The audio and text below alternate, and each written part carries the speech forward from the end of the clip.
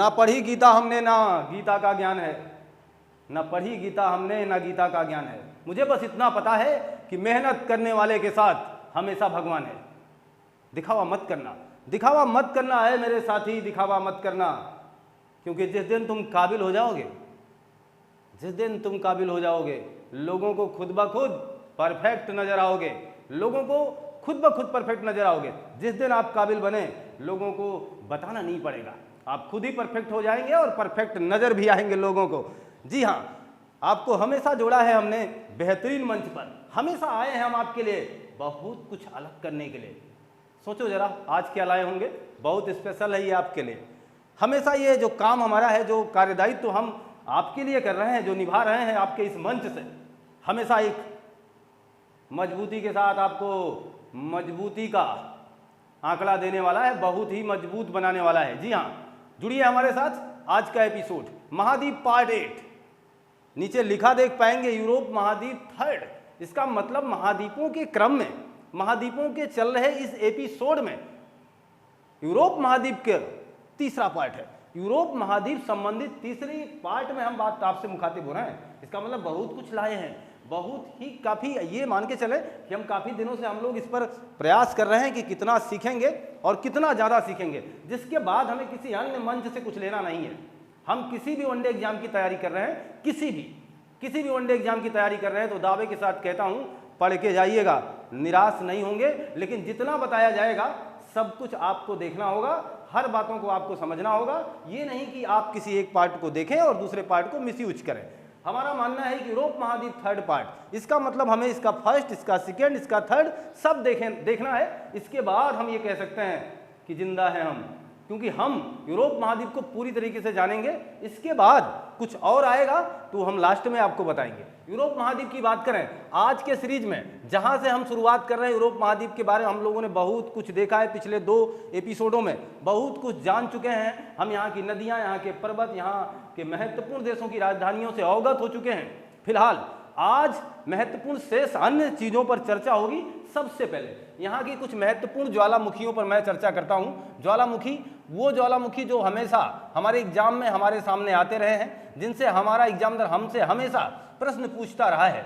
ज्वालामुखी संबंधी सबसे पहले मैं आपको एक देश इंगित करके दिखाऊंगा, इटली। इटली ज्वालामुखी पढ़ने से पहले हम आपको इटली बताएंगे। अच्छा, एक बात समझना, जैसा मैं बताऊंगा वैसा आप कर जाएंगे तो फिर आपको क्या दिक्कत हो सकती है? नहीं ना। तो आप भी सोचना, यूरोप महाद्वीप में हम मुखातिब हैं, यूरोप महाद्वीप के एक सुनहरे सफर पर हैं हम। और इसी सफर में हमने अपने यूट्यूब चैनल के माध्यम से ये जाना कि जब बात आई ज्वालामुखी की तो सबसे पहले हमारे अध्यापक ने हमें इटली संबोधित किया, इटली से शुरुआत की। इसका मतलब इटली कुछ खास है। इटली की राजधानी रोम है। इटली के बारे में इतना ही नहीं, इटली की राजधानी रोम है और इटली के अंदर बहने वाली पो नदी भारत की गंगा के समान है। उसे इटली की गंगा कहा जाता है। इटली की गंगा किसे कहते हैं? पो नदी को कहते हैं। और इन बातों पर हम चर्चा कर चुके हैं। और अब देखिएगा, हमारी बातें यहीं नहीं रुकेंगी। हमारा सबसे पहला मानना होगा, हम सबसे पहले ज्वालामुखी का नाम लिखेंगे माउंट एटना, जिसका संबंध रहा इटली से। हमने आपसे कहा था इटली में दुनिया का सबसे छोटा देश है जिसका नाम है वेटिकन सिटी। वेटिकन सिटी दुनिया का सबसे छोटा देश, दुनिया का सबसे छोटा देश कहाँ है? इटली के अंदर। इटली की राजधानी क्या है? इटली की राजधानी क्या है? तो रोम है। इटली की राजधानी रोम है। हम इटली से संबंधित ज्वालामुखी पढ़ रहे हैं जरूर, लेकिन हमारा कल्पना होना चाहिए, हमारी ये हमेशा कल्पना होनी चाहिए कि इटली के बारे में क्या कुछ और भी है। इटली से शुरुआत करने का मतलब हम उसकी राजधानी से तो अवगत रहें। तो इटली की राजधानी रोम है। इटली के अंदर एक देश है जिसका नाम वेटिकन सिटी, 960 लोगों की एक आबादी है, बहुत ही छोटा सा देश है। तो देश के अंदर देश आपको कहाँ मिलेगा? इटली के अंदर। और इसी वेटिकन सिटी की राजधानी वेटिकन सिटी है, लेकिन वेटिकन सिटी की दूसरी राजधानी क्या है? रोम है।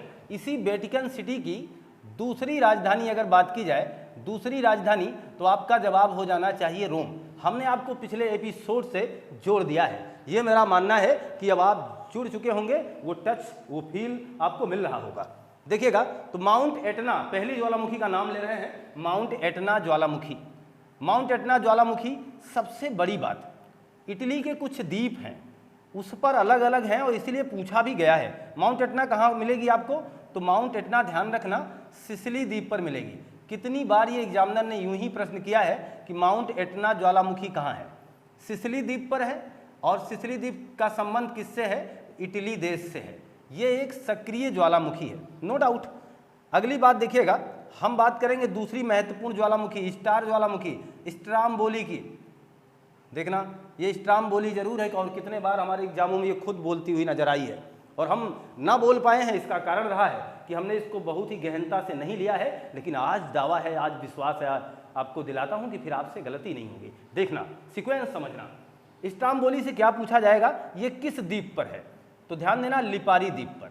अच्छा, होता क्या है, हमने सिसिली और लिपारी को साथ साथ देखा है और हम एग्जाम में पार्टिसिपेट करते समय थोड़े से कंफ्यूज हो जाते हैं और हम अक्सर इन्हीं दो द्वीपों में उलट फेर कर जाते हैं। जितने स्टूडेंट साथी हमसे जुड़ रहे हैं, जितने स्टूडेंट साथी हमको देख पा रहे हैं, हमारी बातों को समझ पा रहे हैं, उनको जरूर ये मंजर मिला होगा। अक्सर हम लोग घर पर आने के बाद ये बार बार कहते भी हैं कि अरे यार 2-4 प्रश्न गड़बड़ हो गया, मेरी गलती से हो गया, मैं इसे जान रहा था, जानबूझकर हो गया। होता है ना ऐसा, जो हमें कहना पड़ता है उसका ठीक कारण यही है कि हम कभी कभार कंफ्यूज हो जाते हैं।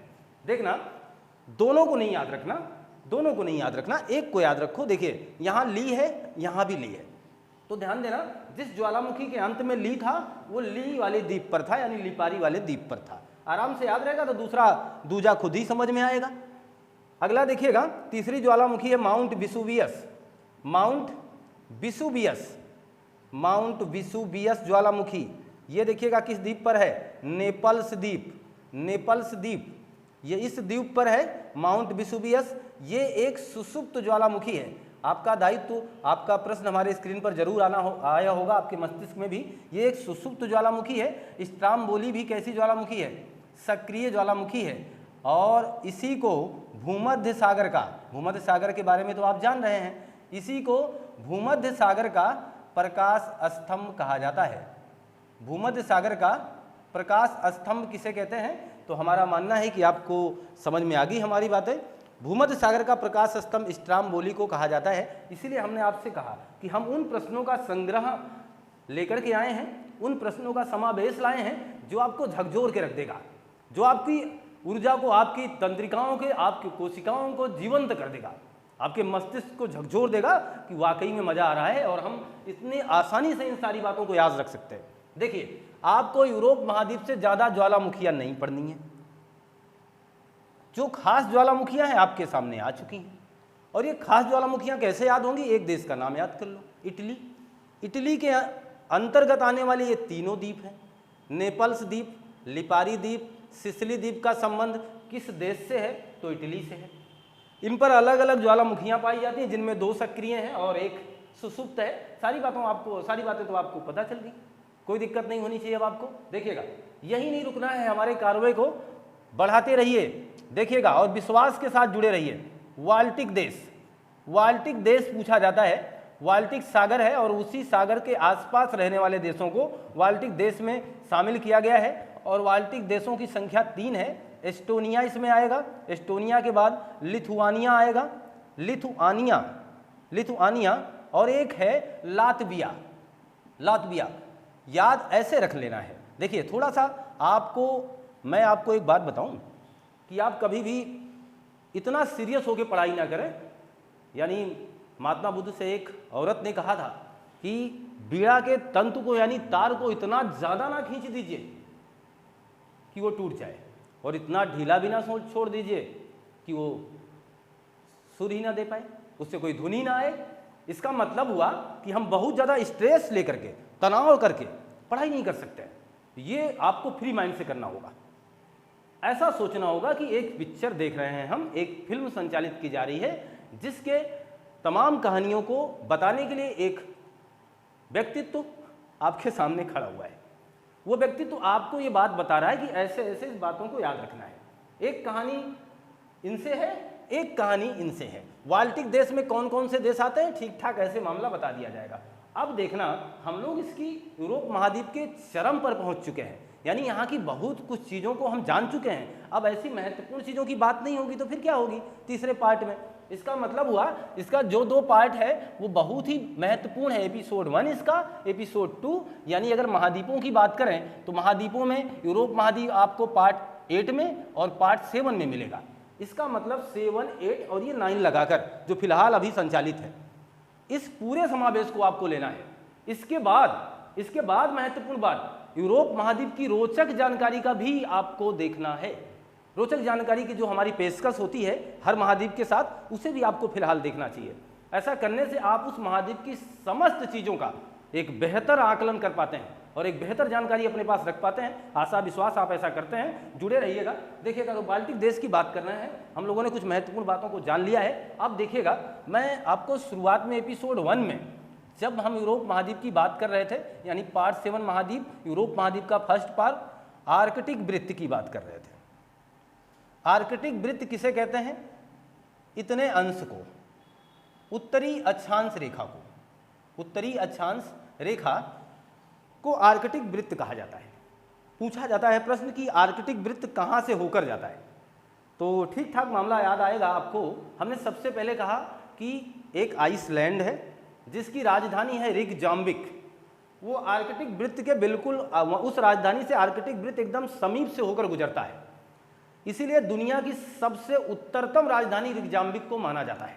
इस पर पहल हो चुकी है, फिलहाल अभी भी आप नोट कर सकते हैं। रिकजाम्बिक दुनिया की सबसे उत्तरतम स्थित राजधानी है जिसके समीप से आर्कटिक वृत्त होकर गुजरता है।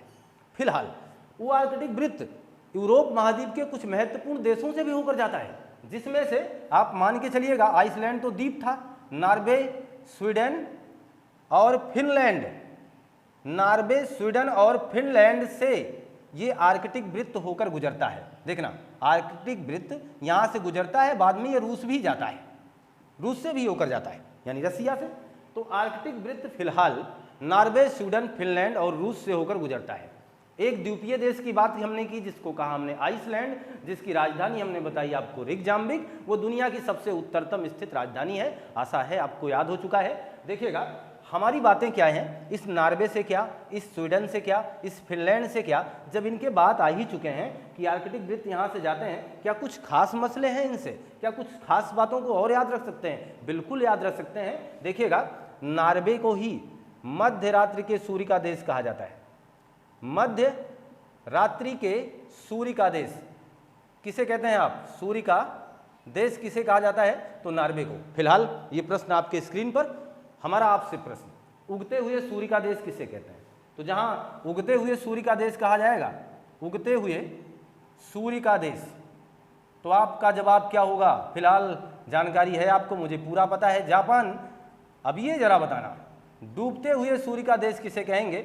और मैं लिख भी रहा हूं, डूबते हुए सूर्य का देश इंग्लैंड को कहा जाएगा।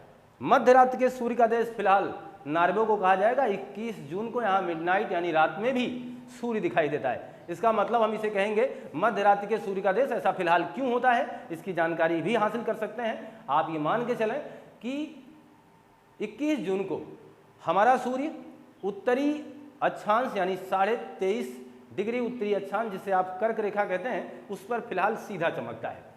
इसकी वजह से पृथ्वी 23.5 अंश अपने अक्ष पे झुकी है। इन तमाम कारणों की वजह से सूर्य का वहां सीधा चमकना और इस वजह से नॉर्वे जैसे महत्वपूर्ण देश में सूर्य का दिखाई देना, इसीलिए इसे मध्य रात्रि के सूर्य का देश कहा जाता है। ऐसा फिलहाल एक ही देश नहीं है, अन्य देशों में भी है। अलास्का में भी ऐसा होता है।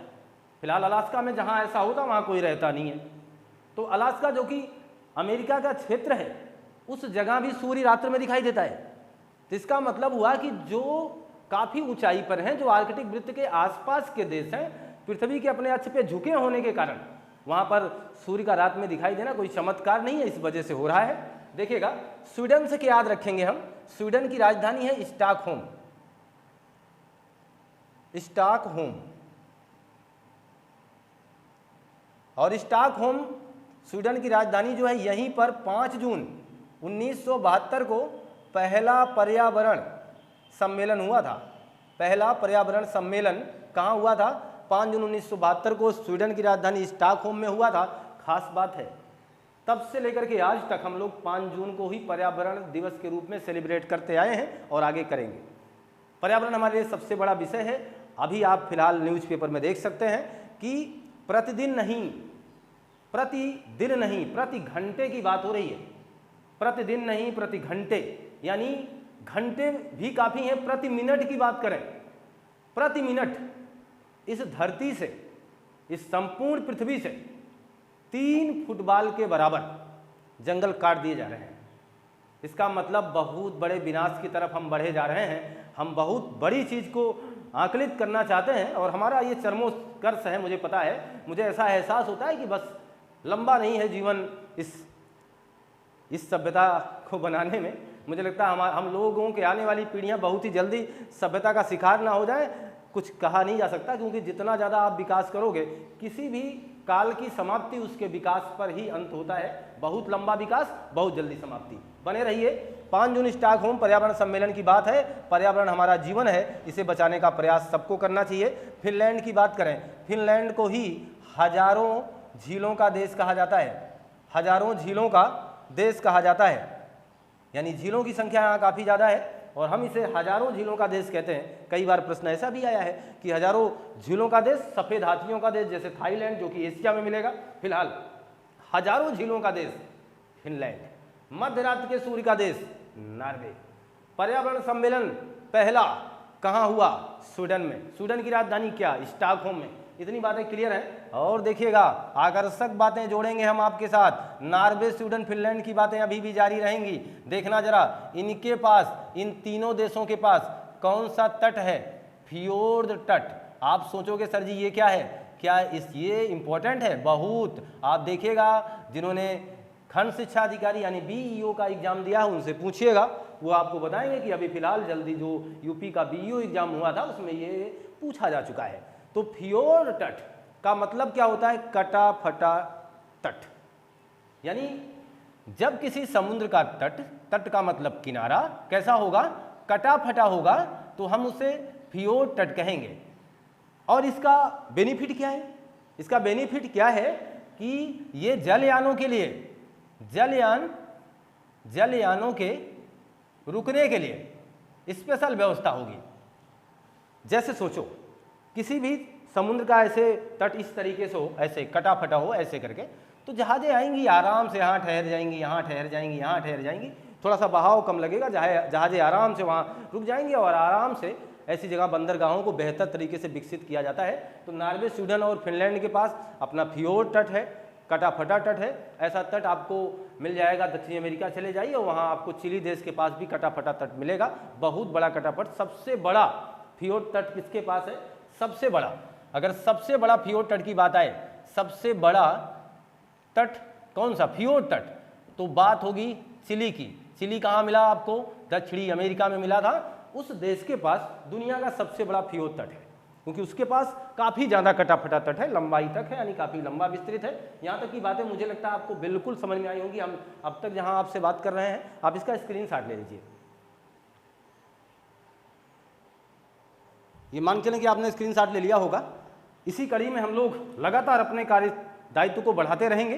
देखिएगा, अब हम देखेंगे कुछ महत्वपूर्ण बातें। और निम्न भूमि का देश, यहाँ यूरोप महाद्वीप में आपको कुछ निम्न भूमि के देश मिलेंगे। निम्न भूमि का देश का मतलब क्या होता है, पहले तो ये जान लीजिए। ऐसे देश जिनके भूभाग, सोचना बहुत कठिन बात नहीं है, ऐसे देश जिनके भूभाग समुद्र तल से भी नीचे हो, यानी समुद्र तल की जो ऊंचाई होती है उससे नीचे हो, ऐसे देश को निम्न भूमि का देश कहा जाता है। या यह कहते हैं कि जहाँ पर जल भराव की ज़्यादा समस्या हो सकती है, यानी बाढ़ वगैरह आने के ज़्यादा चांसेस बने रहेंगे, निम्न भूमि का देश होगा। और निम्न भूमि के देश में देखिएगा, एक तो नीदरलैंड आएगा, नीदरलैंड आएगा। दूसरा लग्जमबर्ग,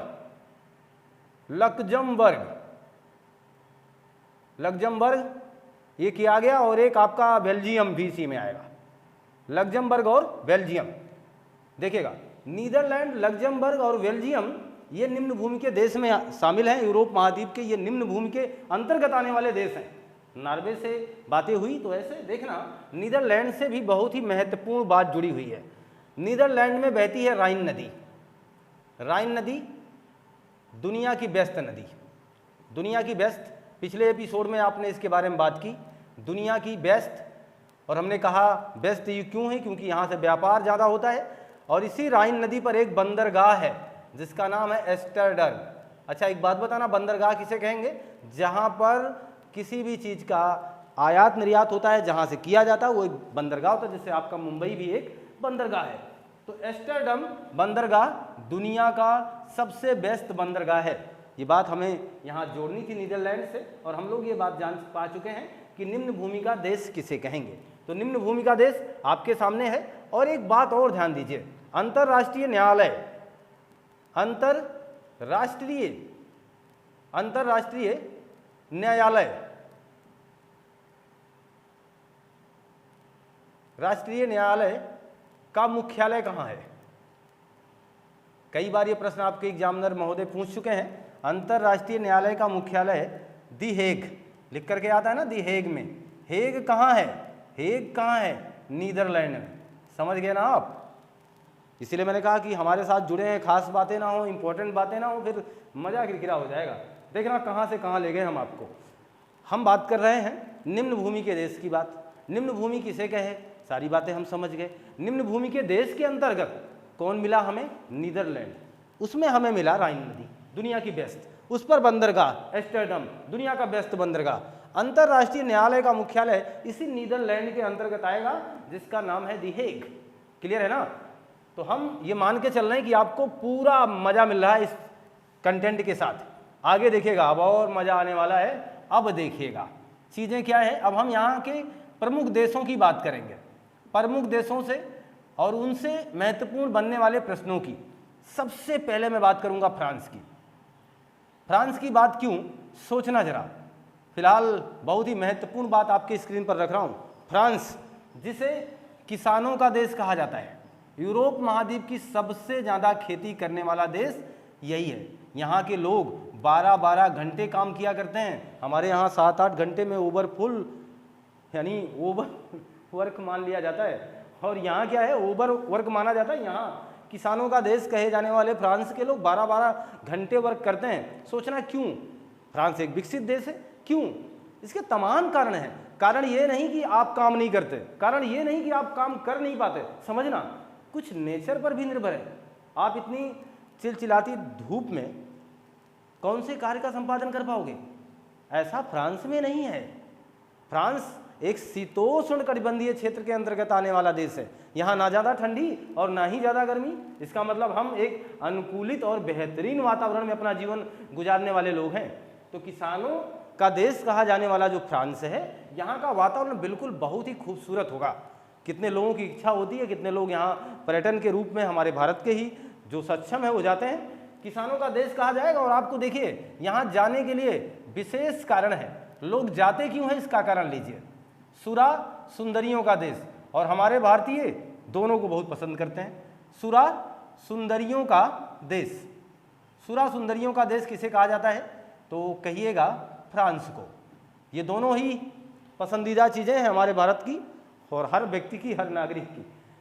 सुरा सुंदरियों की, ऐसा नहीं कि सबको ये ज़रूरत है, ऐसा नहीं। फिलहाल ये एक मजाकिया लहजे में है और इसका कोई लेना देना नहीं। ऐसा नहीं कि हर व्यक्ति को ऐसा चाहिए, कुछ नहीं। फिलहाल सुरा सुंदरियाँ जो कि तमाम ऐसे लोगों को आकर्षण का केंद्र होता है और जिनके पास पैसा है, ढेरों संपदा है, वो अपने इस संपदा का बिल्कुल अच्छे से उपयोग और उसका खर्च करने के लिए ऐसे देश का चुनाव करते हैं जहां सुरा का मतलब शराब से समझ लीजिए, नशीली पदार्थ से समझ लीजिए, और दुनिया की सबसे महंगी ब्रांडेड बियर सैंपन शराब कहाँ बनाई जाती है? सैंपन शराब का ताल्लुकात कहाँ से है?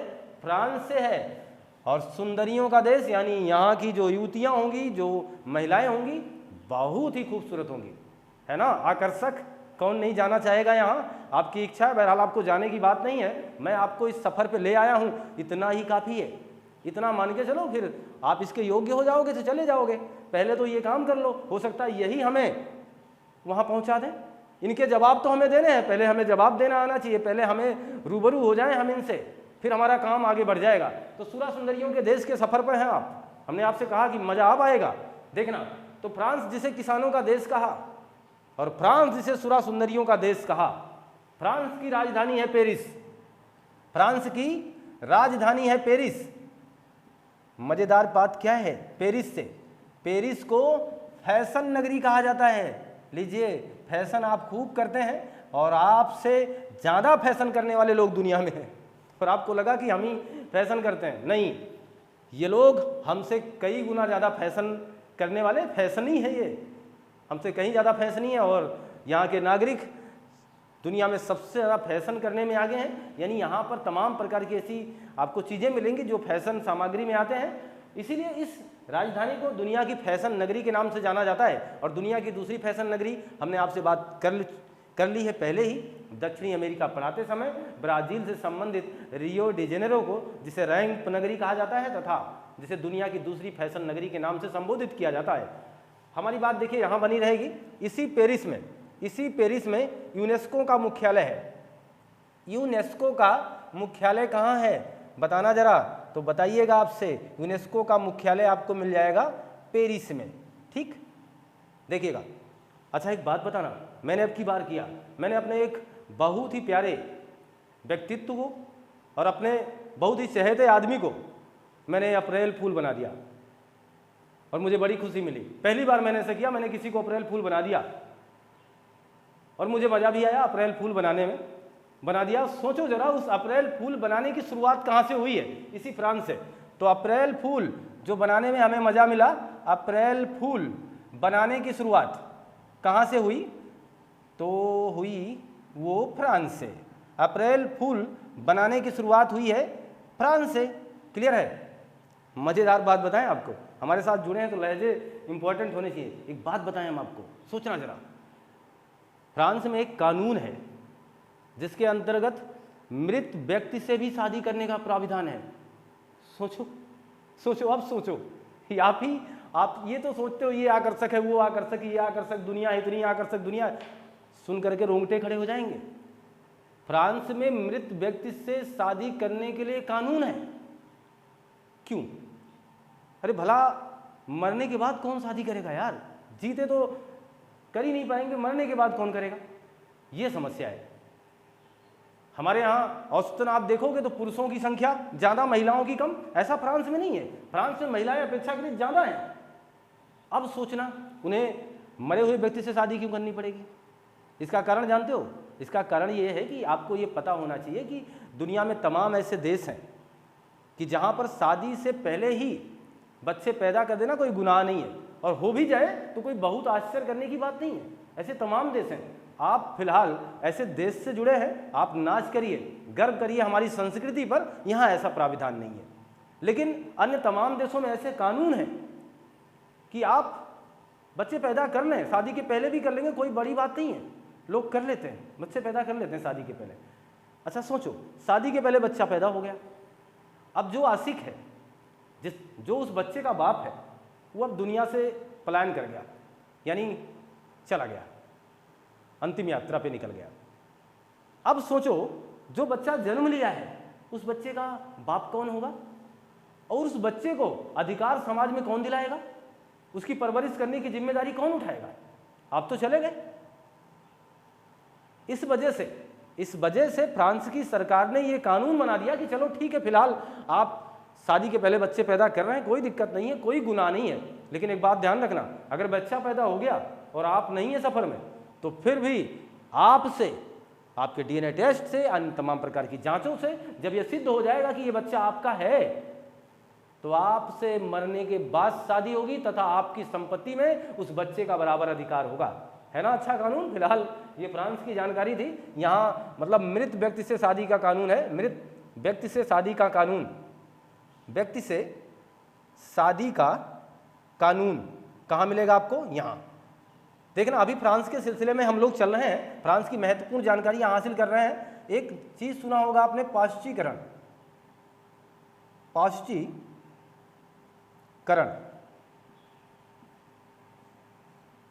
इसका मतलब क्या है? पाश्चीकरण या पाश्चीकरण, इसका मतलब होता है, इसका सीधा सीधा मसला है कि किसी भी तरल पदार्थ को सेफ रखने के लिए, तरल पदार्थ को सेफ रखने के लिए, सुरक्षित रखने के लिए कुछ प्रावधान किए जाते हैं। जैसे दूध है, दूध को 63 डिग्री सेल्सियस तक गर्म किया जाता है। दूध को गर्म कर दिया जाए, इसके बाद ठंडा कर दिया जाएगा। आपने कभी सोचा कि आपको पैकेट में दूध आते हैं, दूध मिलते हैं, और आप वो दूध पता नहीं कब पैक हुए हैं, आपके घर में घंटों दूध नहीं टिक रहे हैं और ख़राब हो जा रहा है। उस पैकेट का दूध पता नहीं कब का पैकिंग है और आप उसका इस्तेमाल बेहतर कर रहे हैं और वो ख़राब नहीं हो रहा। क्यों?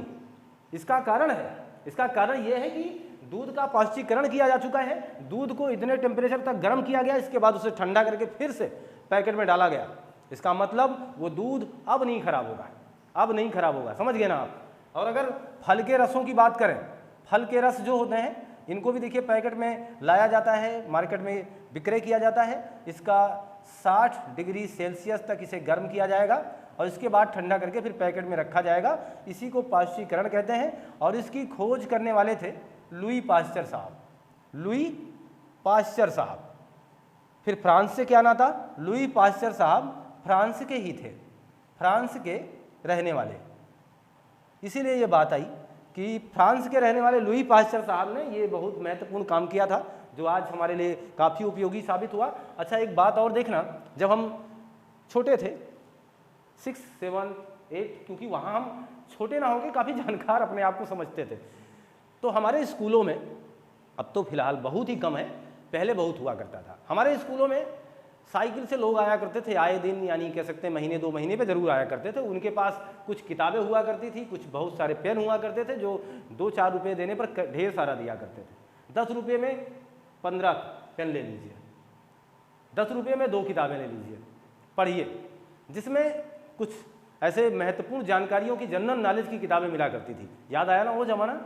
उस जनरल नॉलेज की किताब को जब हम खोला करते थे तो अक्सर एक पॉइंट हमने पढ़ा होगा और सबने पढ़ा होगा कि फ्रांस में मच्छर नहीं पाए जाते, है ना? किस देश में मच्छर नहीं पाया जाता? फ्रांस। ऐसा मानना था उस किताब का। केवल फ्रांस नहीं है, तमाम ऐसे देश हैं जिसमें मच्छर नहीं पाए जाते। इसका कारण समझना, फ्रांस में मच्छर क्यों नहीं पाए जाते? क्योंकि मच्छर को एक ऐसा वातावरण चाहिए जो कि बहुत ज़्यादा गर्म ना हो और ना ही बहुत ज़्यादा ठंडा। अब समझ गए ना? यानी गर्म वातावरण में फिलहाल ये सफ़र करते हैं, आप देखना ठंडी में आपकी रजाई के अंदर नहीं आते हैं, पता नहीं कहाँ चले जाते हैं ना।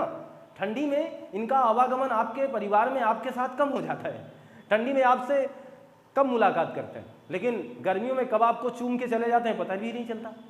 और इनका चूमना इतना खतरनाक होता है कि बहुत ही तीखा, ये डंक करते हैं और फिर हम उससे बीमार भी हो जाते हैं। तमाम प्रकार की बीमारियां हमें घेर लेती हैं। फ्रांस फिलहाल इससे अछूता है। हमारी किताबों ने इस बात को बहुत ढंग से कूटा है, अच्छे ढंग से लिख करके हमारे सामने आया था कि हमने बचपन में याद किया था कि फ्रांस में कौन सा ऐसा देश है जिसमें मच्छर नहीं पाए जाते। हमारा जवाब था फ्रांस, हमारा जवाब था फ्रांस।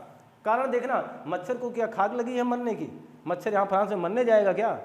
देखना, यहाँ शीतोष्ण वातावरण है, ज़्यादातर मौसम ठंडा होता है, तो मच्छर को मरने की पड़ी है थोड़ो। मच्छर क्यों जाएगा? मच्छर समझदार है इसलिए नहीं जाएगा। आपके भारत में ऐसे लोगों का वो खून चूस रहा है, फिर वहाँ क्यों जाएगा? आप इसका स्क्रीनशॉट लीजिए। ये मान चलें कि आपने स्क्रीनशॉट लिया, मज़ा काफ़ी मिलेगा आपको यूरोप महाद्वीप के तमाम ऐसे समागम को जानने में। आइए चलते हैं दूसरे देश के सफ़र पे। एक ऐसे देश जिसे धरती का स्वर्ग कहा जाता है, मैं उसकी बात कर लेता हूँ। स्विट्जरलैंड, स्विट्जरलैंड, राजधानी बर्न। स्विट्जरलैंड की राजधानी क्या है? बर्न। फिलहाल इसे धरती का स्वर्ग कहा जाता है, धरती का स्वर्ग। दुनिया का सबसे खूबसूरत देश, दुनिया का सबसे खूबसूरत देश, इसका नाम लीजिए आप। सबसे खूबसूरत देश, दुनिया का सबसे खूबसूरत देश कौन सा है? स्विट्जरलैंड। इसका नाम लेते ही तमाम ऐसे युवाओं के अंदर, तमाम ऐसे युवा लोगों के अंदर लड्डू फूटने लगते हैं। जानते हो क्यों? क्योंकि यह बेस्ट हनीमून डेस्टिनेशन है, बेस्ट हनीमून। आप ये मान के चलें कि दुनिया में इससे बेहतर कोई जगह नहीं है हनीमून के लिए। ये कहना है लोगों का और ये पहली चॉइस है लोगों की। बेस्ट हनीमून डेस्टिनेशन में कौन सा देश सबसे ऊपर है? तो बेस्ट हनीमून डेस्टिनेशन में ये मैं लिख सकता हूँ, बेस्ट हनीमून डेस्टिनेशन में सबसे ऊपर, सबसे ऊपर अगर कोई देश है तो वह है स्विट्जरलैंड। सबसे ऊपर बेस्ट हनीमून डेस्टिनेशन में सबसे ऊपर स्विट्जरलैंड है। यानी हनीमून के लिए, उन लोगों के लिए जब आपकी आप हनीमून के सफ़र पे जाना चाहेंगे तो बहुत ऐसे लोग जिनके पास अपार धन संपदा है वही जा पाएंगे, क्योंकि उतना ज़्यादा खर्च निर्वहन करना उनके हाथों में होगा।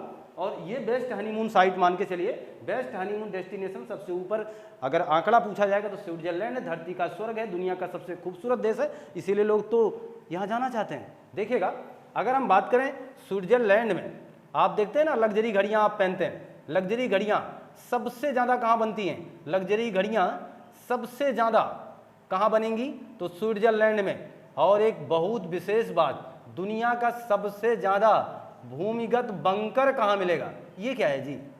भूमिगत बंकर का मतलब है कि कुछ देश स्पेशली अपनी सुविधा के लिए, अपने बचाव के लिए, अपने नागरिकों की रक्षा करने के लिए धरती के अंदर भी रहने लायक स्थान बना देते हैं, उसी को बंकर कहते हैं। भूमिगत बंकर यानी भूमि के अंदर बंकर। माना जाता है कि अगर स्विट्जरलैंड पे परमाणु हमला हो जाए तो यहाँ की जितनी जनसंख्या है, इतना ज़्यादा भूमिगत बंकर यहाँ बन चुका है कि पूरी जनसंख्या को वहाँ सेफ रखा जा सकता है, सुरक्षित रखा जा सकता है। तो भूमिगत बंकर सर्वाधिक है यहाँ। हम बात कर रहे हैं स्विट्जरलैंड की। अभी देखिएगा, अभी भी काफ़ी चीज़ें आपके सामने हैं। जेनेवा की बात करेंगे, स्विट्जरलैंड का है जेनेवा, और जेनेवा तमाम ऐसी चीज़ों का मुख्यालय है। WHO का, विश्व स्वास्थ्य संगठन का मुख्यालय है। और आप देखिएगा WHO के बाद ILO का, इंटरनेशनल लेबर ऑर्गेनाइजेशन का, यानी विश्व श्रम संगठन का, विश्व श्रम संगठन का मुख्यालय कौन होगा? तो विश्व श्रम संगठन का मुख्यालय जेनेवा होगा। और इसके बाद देखिएगा WTO का मतलब होगा ट्रांसपोर्ट से, विश्व व्यापार संगठन। विश्व व्यापार संगठन का मुख्यालय अगर बात की जाएगी तो कहाँ मिलेगा आपको? स्विट्जरलैंड में। स्विट्जरलैंड में कहाँ? जेनेवा में। इन प्रश्नों ने हद कर दी है, इन प्रश्नों ने हद कर दी एग्जाम में आने के लिए, और बहुत बार आए हुए हैं। इसलिए आपके स्क्रीन पर हम ऐसे प्रश्नों को सजाए हुए हैं। हमारा मानना है कि आप जाएं ना जाएं, हम आपको स्विट्जरलैंड के सफ़र पे लाए हैं। लोग यहाँ सबसे ज़्यादा दुनिया के हनीमून कपल्स कहाँ पहुँचते हैं? स्विट्जरलैंड पहुँचते हैं। बेस्ट हनीमून साइट कौन सी है? स्विट्जरलैंड है। दुनिया का सबसे खूबसूरत देश कौन सा है? स्विट्जरलैंड है। स्विट्जरलैंड का जेनेवा तमाम ऐसी चीज़ों का मुख्यालय है, आपके स्क्रीन पर मैं साझा कर चुका हूँ। देखिएगा, फिलहाल अब हम बात कर लेते हैं एक दूसरे महत्वपूर्ण देश की, इंग्लैंड की। इंग्लैंड की बात करें और मैनचेस्टर का नाम ना आए तो मज़ा किरकिरा हो जाएगा। इंग्लैंड की राजधानी की बात होगी तो आपको पता है लंदन है, और इंग्लैंड का मैनचेस्टर में आपको क्या मिलेगा? दुनिया का कपास के कपड़े यानी रेशम के कपड़े आपको मिल जाएंगे। आपको लिनन के कपड़े बहुत पसंद आते हैं। तो ये जो है सूती वस्त्र उद्योग के कारखाने, सबसे ज़्यादा दुनिया में सर्वाधिक कारखाने मैनचेस्टर में ही हैं। इसीलिए सूती वस्त्र का कारखाना है, रेशम का कारखाना है, लिनन का कारखाना है, कपड़ा उद्योग सबसे ज़्यादा है। दुनिया का सर्वाधिक कपड़ा उद्योग यही है। ये लिख सकते हैं आप, दुनिया का सर्वाधिक कपड़ा उद्योग, दुनिया का सर्वाधिक कपड़ा उद्योग कहाँ है? मैनचेस्टर में। ये मैनचेस्टर हो गया दुनिया का सर्वाधिक कपड़ा उद्योग। हमारे भारत का मैनचेस्टर अहमदाबाद, हमारे उत्तर प्रदेश का मैनचेस्टर कानपुर। ऐसे प्रश्न हमारे एग्जाम में आए हैं और हमने इसको पहले भी इन बातों पर पिछले एपिसोड में मैं चर्चा कर चुका हूं। आगे देखिएगा, हम बात अगर करें इंग्लैंड में ही, इंग्लैंड के पास ही इंग्लिश चैनल है। इंग्लिश चैनल का मतलब इंग्लिश चैनल नाम का एक सागर है। इंग्लिश चैनल एक जलसंधि है। इंग्लिश चैनल, इस इंग्लिश चैनल को पार करने के लिए तमाम लोग यहाँ पर जाया करते हैं और रिकॉर्ड बनाने के चक्कर में होते हैं। इस महासागर को, इस विशाल सागर को तैर करके पार करते हैं। इस होड़ में काफ़ी लोग मारे भी जाते हैं। फिलहाल रिकॉर्ड बनाते हैं, इससे देश उन्हें सम्मानित करता है, उन्हें कुछ पैसे मिल जाते हैं और उनकी भाई तमाम प्रकार की जगहों पर उन्हें लाइक्स सब्सक्राइब ज़्यादा मिलते हैं और वो बेहतर अच्छा खासा जीवन यापन कर लेते हैं। क्योंकि कठिन वर्क है, बहुत ही कठिन वर्क, लोग इसे देखेंगे भी, रोमांचित करने वाली चीज़ें हैं ये। तो इंग्लिश चैनल को हमारे भारत के भी लोगों ने पार किया है। हमारे भारत की अगर जल परी कहा जाता है, भारत की जल परी, भारत की जल परी किसे कहा जाता है? आरती शाह को। क्यों? क्योंकि आरती शाह ने भी इंग्लिश चैनल पार किया था।